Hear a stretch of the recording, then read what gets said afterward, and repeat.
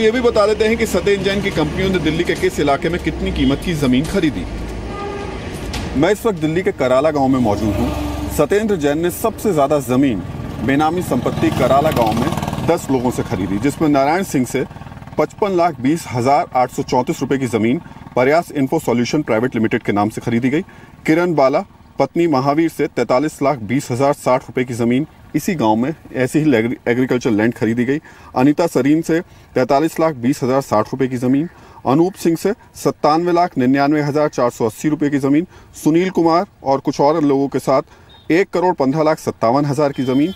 सतबीर सिंह और बाकी दूसरे लोगों से 1,21,45,835 रुपए की जमीन। रमेश चंद से 41,40,625 रुपए की जमीन। बिमला देवी से 2,70,52,100 रुपए की।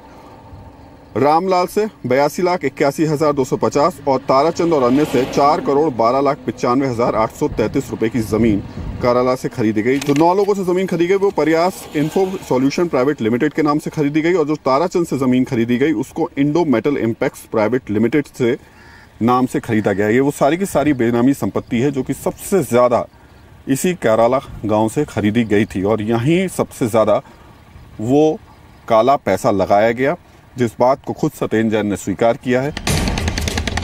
इसके अलावा औचंदी गांव में 3 और लोगों से भी सत्येंद्र जैन की कंपनियों ने जमीनें खरीदी थी। अब इस जगह को, ये जो जितनी भी संपत्ति हम आपको बता रहे हैं वो सारी की सारी संपत्ति अटैच कर दी गई है, और फिलहाल इनकम टैक्स अब इसकी जांच कर रहा है। अब कुछ कहने सुनने को सत्येंद्र जैन के पास ज़्यादा कुछ बचा नहीं है। बहुत स्वाभाविक सी स्थिति है कि चीज़ें साफ हो चुकी हैं कि हवाला के ज़रिए पहले उन्होंने अपने काले धन को कन्वर्ट कराया मनी लॉन्ड्रिंग के ज़रिए, और उसके बाद में उन्होंने उसका इस्तेमाल बेनामी संपत्ति के खरीदने में किया, जो कि खासतौर से सबसे ज़्यादा इसी कराला गांव की एग्रीकल्चर लैंड में पैसा लगाया गया। यानी सत्येंद्र जैन की कंपनियां उन इलाकों में ही ज़मीन खरीद रही